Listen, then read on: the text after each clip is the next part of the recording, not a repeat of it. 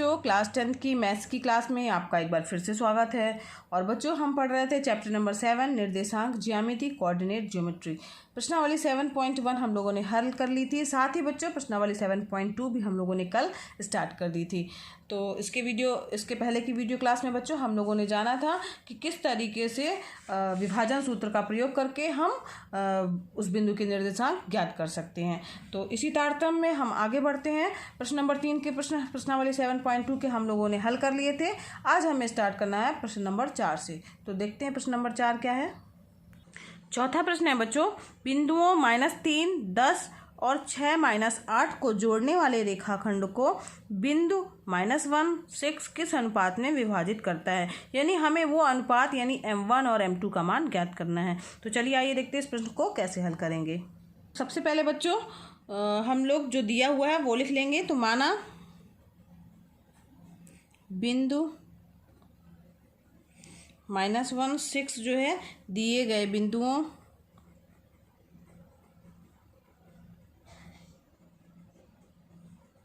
से बने रेखाखंड को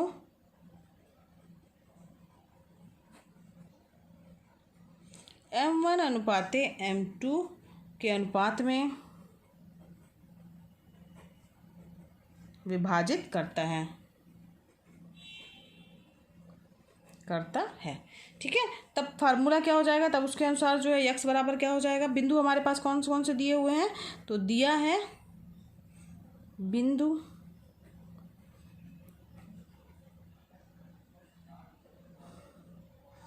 के निर्देशांक -3, 10 व 6, -8 हैं।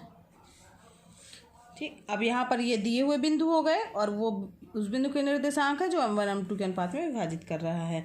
तो फार्मूला क्या है हमारा, विभाजन सूत्र के अनुसार x बराबर क्या होता है, m1 x2 plus m2 x1। समझ में आ रहा है बच्चों, बटे m1 प्लस m2। ये फार्मूला जो है आपको याद ही हो गया होगा। अगर नहीं याद हुआ है तो अच्छे से याद कर लीजिए, ये याद ही होना चाहिए। ये यहाँ पर x का मान है। इसी तरीके से जो है वो y का भी मान हम लिख सकते हैं। तो कोई सा भी हम लेके चल रहे हैं, हमने मान लीजिए x का मान लेके चल रहे हैं हम। ठीक, इसी तरह y बराबर क्या हो जाएगा, m1 y2 plus m2 y1 बटे m1 प्लस m2। तो हम x को लेके चलेंगे। तो यहाँ पर x का मान जो है -1 दिया हुआ है, तो x की जगह -1 लिख दिया। सब मान जितने भी दिए हुए हैं यहाँ पर ये मान हमारा x1 y1 हो जाएगा, ये x2 y2 हो जाएगा। तो यहाँ पर हम सब मान रख देंगे। m1 का मान जो है यहाँ पर m1 ही है जो हमें ज्ञात करना है। x2 का मान क्या है बच्चों, 6 है, प्लस m2 का मान m2 ही रहेगा और x1 का मान है -3 बटे m1 प्लस m2। ठीक है, यहाँ पर क्रॉस मल्टीप्लाई कर दीजिए। तो यहाँ पे क्या हो जाएगा बच्चों, -m1 -m2 equal to 6m1 -3m2। अब यहाँ पर क्या हो जाएगा, -7m1, 6m1 है, ये इस तरफ जाएगा तो -m1 -6m1 और यहाँ पे -m1। ठीक, और यहाँ पर इस तरफ ये आएगा तो -3m2, ये माइनस यहाँ पे हो जाएगा प्लस m2 हो जाएगा। तो यहाँ पर -7m1 इक्वल टू क्या आ जाएगा, -2m2। समझ में आ रहा है बच्चों, कुछ नहीं किया गया है, पक्षांतरित करके जोड़ घटा दिया गया है। अब यहाँ पर m1 बटे m2 बराबर क्या आ जाएगा, यहाँ पर m1 था ही, m2 को नीचे ले आए हैं तो यहाँ पर -2 बटे -7 इस तरफ चला जाएगा। 2 माइनस माइनस कैंसिल हो जाएगा। तो m1 अनुपात m2 क्या आ जाएगा, 2/7। 2/7। तो इसी को लिख सकते हैं m1 अनुपाते m2 इक्वल टू 2/7। यही इसका आंसर होगा ना। तो अनुपात ज्ञात करना था तो आप लिख दीजिएगा, चाहे तो उत्तर अलग से लिख दीजिएगा कि रेखाखंड को बिंदु -1 6 उत्तर अलग से लिख दीजिए। अतः रेखाखंड को बिंदु -1, 6, 2/7 के अनुपात में विभाजित करेगा। ठीक है, ये आपका उत्तर हो गया। आगे बढ़ते हैं प्रश्न नंबर 5 की ओर। 5वां प्रश्न है बच्चों, वह अनुपात ज्ञात कीजिए जिसमें बिंदुओं ए जिसका निर्देशांक है 1-5 और b -4 5 को मिलाने वाला रेखाखंड यक्ष अक्ष से विभाजित होता है। इस विभाजन बिंदु के निर्देशांक भी ज्ञात कीजिए। क्योंकि यक्ष अक्ष पे विभाजित हो रहा है ना, यक्ष अक्ष से विभाजित हो रहा है, तो इसका मतलब है यहाँ पर y का मान क्या होगा, 0 होगा। आइए देखते हैं इस प्रश्न को कैसे हल करेंगे। यहाँ पर बच्चों a और b जो है, मान लिया हमने a और b के निर्देशांक दिए हैं, तो दिया है a बराबर 1-5, ठीक है, और b बराबर क्या दिया हुआ है, -4 और 5 दिया है। और तो उसके अनुसार x1 बराबर क्या आ जाएगा, 1 और y1 बराबर -5, x2 बराबर -4 और y2 बराबर 5। बस इसको x1 y1 मान लिया, इसको x2 y2 मान लिया। अब यहाँ पर दिया है क्योंकि रेखाखंड x अक्ष से विभाजित होता है, तो x अक्ष पर बच्चों y का मान जो है वो क्या होता है, 0 होता है। तो चूंकि रेखाखंड x अक्ष से विभाजित होता है,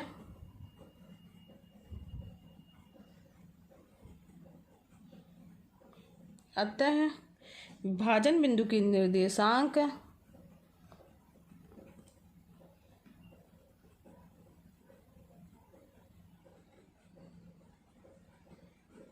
क्या हो जाएंगे, मान लिया बिंदु P है तो उसके x का मान तो कुछ होगा लेकिन y का मान 0 होगा, क्योंकि x अक्ष पर y का मान क्या होता है, 0 होता है। समझ में आ रहा बच्चों, होंगे, ठीक है।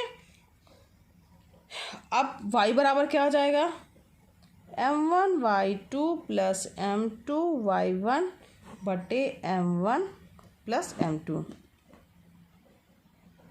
ठीक, ये हमारा फार्मूला होता है। तो यहाँ पर हम मान रख देंगे, तो 0 बराबर क्या हो जाएगा, m1 × -5 + m2 × 5 m1 + m2। अब यहाँ पर ध्यान दीजिए बच्चों, m1 + m2 बराबर ये यहाँ पर मल्टीप्लाई के रूप में जब इधर जाएगा तो 0 हो जाएगा, यानी क्या हो जाएगा, 0 बराबर हो जाएगा -5m1 + 5m2। 5 इन दोनों में से कॉमन हो जाएगा, तो या इस तरीके से लिख सकते हैं 5m1 बराबर 5m2, या m1 बटे m2 बराबर आ जाएगा 5/5, कैंसिल हो जाएगा, बराबर 1। यानी उनका अनुपात क्या हो जाएगा, m1 और m2 का, ये आता है m1 अनुपात m2 बराबर हो जाएगा 1:1, ठीक। अब यहाँ पर x बराबर क्या हो जाएगा, अब x बराबर क्या होता है फार्मूला, m1x2 + m2x1। ये विभाजन सूत्र ही है बच्चों, जो आप लोगों ने याद किया था वही है, उसमें अलग अलग हमने निकाल लिया है, m1 + m2, x का मान अलग, y का मान अलग रख के निकाला है।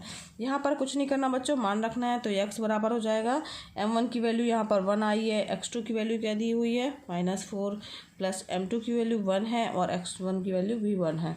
m1 + m2 यानी 1 + 1, -4 + 1/2 कितना हो जाएगा, -3/2। यानी x का मान क्या आ जाएगा, हमारे पास में 3/2 आ गया, और y का मान तो 0 ही है ना, तो उत्तर क्या हो जाएगा, अतः अभीष्ट बिंदु P के निर्देशांक क्या, -3/2 और 0 होंगे, ठीक है। ये इसका आंसर हो गया, समझ में भी आ गया होगा बच्चों। अब हम बढ़ते हैं अगले प्रश्न की ओर। 6वां प्रश्न है बच्चों, यदि बिंदु 1, 2, 4, y, x 6 और 3, 5 इसी क्रम में लेने पर एक समांतर चतुर्भुज के शीर्ष हों तो x और y का मान ज्ञात करना है। यहाँ पर जो x और y जो है वो कुछ इसका मान आएगा, तो यहाँ पे ये दिए नहीं हुए हैं, जबकि ये क्या है, ये बिंदु जो है समांतर चतुर्भुज के शीर्ष हैं। तो समांतर चतुर्भुज के अगर बच्चों शीर्ष हैं तो इनके विकर्ण जो है एक दूसरे को क्या करेंगे, समद्विभाजित करेंगे। तो इसी तरीके से हम इस प्रश्न को हल करेंगे। आइए देखते हैं इस प्रश्न को हल किस तरीके से करेंगे। तो सबसे पहले बच्चों जो दिया है वो लिख लेंगे। तो माना 4 बिंदु के निर्देशांक दिए हैं, तो माना a बराबर दिया है 1,2, b बराबर दिया हुआ है 4, y, c बराबर दिया हुआ है x, 6 व d बराबर है 3, 5, ठीक है ना, ये हमने मान लिया। और a चूँकि ए बी सी डी क्या है, एक समांतर चतुर्भुज है, तो चूँकि a b c d एक समांतर चतुर्भुज है, अतः इसके विकर्ण क्या करेंगे, एक दूसरे को समद्वि विभाजित करेंगे। तो विकर्ण क्या होंगे बच्चों, ए और सी और बी और डी ना। तो अतः इसके विकर्ण ए सी तथा बी डी एक दूसरे को समद्वि विभाजित करेंगे।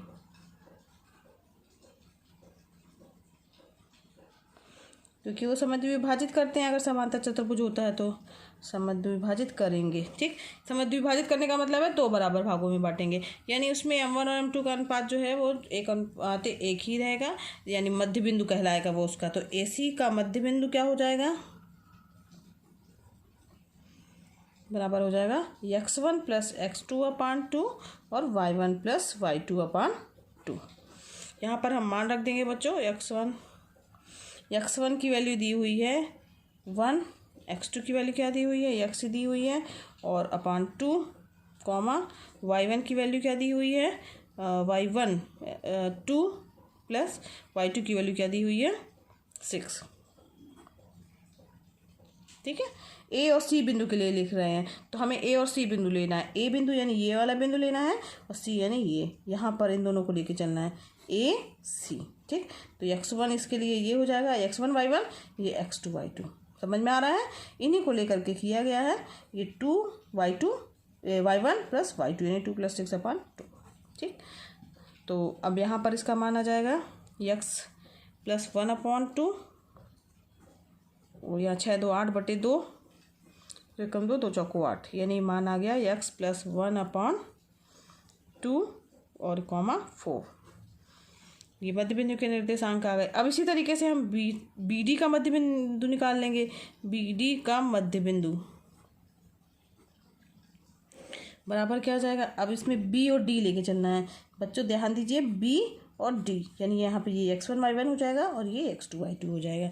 ठीक है, तो इसका मध्य बिंदु क्या हो जाएगा, x1 प्लस x2 यानी 3/2 कॉमा y1 की वैल्यू यहाँ पे क्या है y, प्लस y2 वैल्यू क्या है 5/2। समझ में आ रहा है बच्चों, तो ये क्या हो जाएगा 4 3 7/2 और y + 5/2। ठीक है, तो ये हो गया AC और BD का मध्य बिंदु। क्योंकि बच्चों ये AC का मध्य बिंदु और BD का मध्य बिंदु जो है वो एक दूसरे को प्रतिच्छेद करेंगे ना, समद्वि विभाजित करते हैं, तो इसका मतलब है प्रतिच्छेद करने मतलब एक ही बिंदु एक दूसरे को समद्वि विभाजित करते हैं। तो AC और BD एक दूसरे को जो कि दो बराबर भागों में बांट रहे हैं, तो इनका मध्य बिंदु क्या होगा, एक ही होगा, यानी ये जो है x1 1 + x1/2 जो है वो इसके जो है इसके बराबर होगा। ये दोनों निर्देशांक आपस में इसके बराबर होंगे। ठीक है, AC का मध्य बिंदु और BD का मध्य बिंदु जो है वो एक ही होगा, यानी दोनों आपस में बराबर होंगे। तो इसमें लिख दीजिएगा, चूंकि AC तथा BD एक दूसरे को समद्वि विभाजित करते हैं,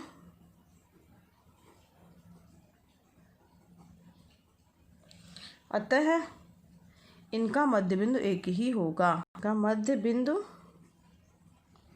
एक ही होगा। ठीक है, अब एक ही होगा तो मतलब ये दोनों बराबर हो जाएंगे, यानी x + 1/2 बराबर हो जाएगा x + 1/2 7/2 के बराबर हो जाएगा 7/2।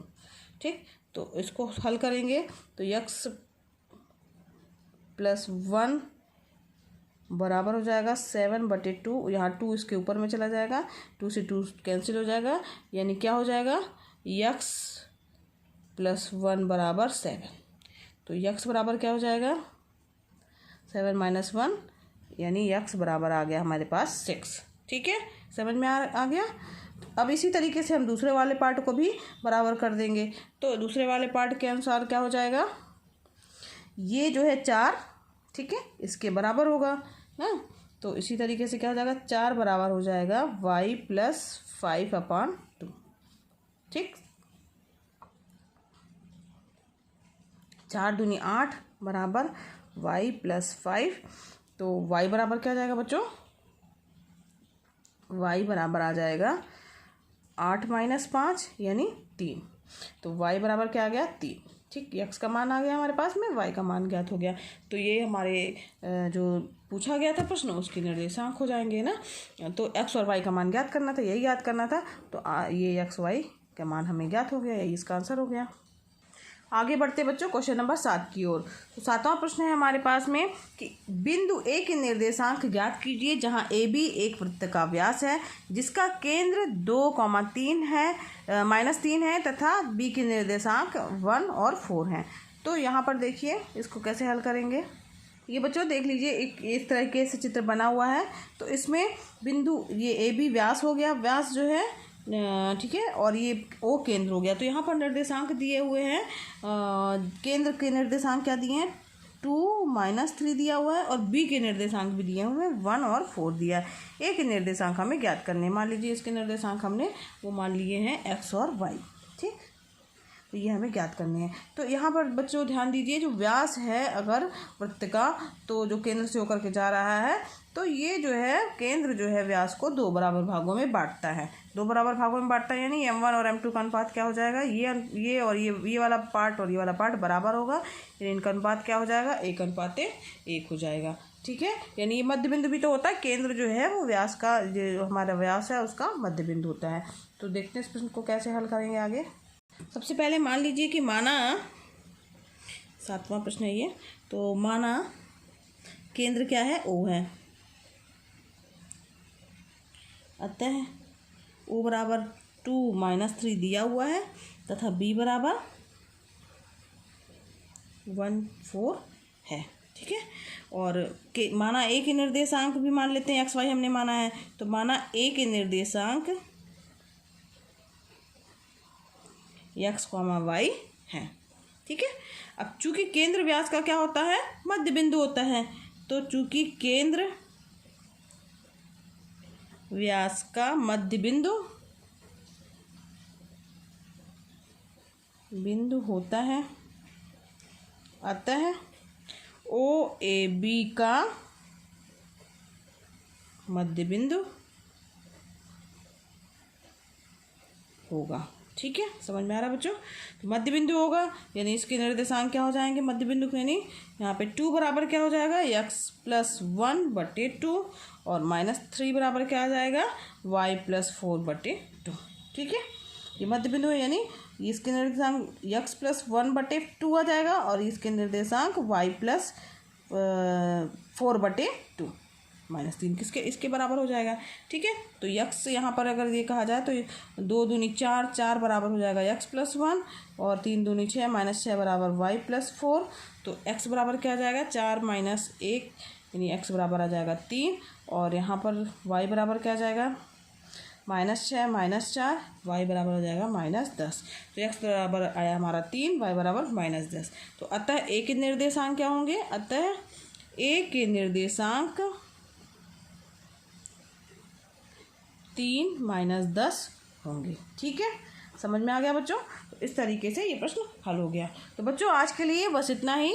अगर मेरा पढ़ाना पसंद आ रहा हो तो वीडियो को लाइक कीजिए बच्चों। अगर आपने अभी तक मेरे चैनल को सब्सक्राइब नहीं किया है, आप नए हैं तो मेरे चैनल को सब्सक्राइब कीजिए, साथ ही बेल आइकन भी दबा दीजिएगा ताकि आपको मेरे वीडियोज़ के नोटिफिकेशन मिलते रहें। और बच्चों ये वीडियो क्लासेस जो है, ये ऑनलाइन क्लासेस जो है वो एकदम निःशुल्क है, तो आप भी इसका लाभ लीजिए और अपने फ्रेंड्स को भी शेयर कीजिए ताकि वो भी इसका लाभ ले सके। मिलते हैं बच्चों नेक्स्ट वीडियो क्लास में। धन्यवाद बच्चों।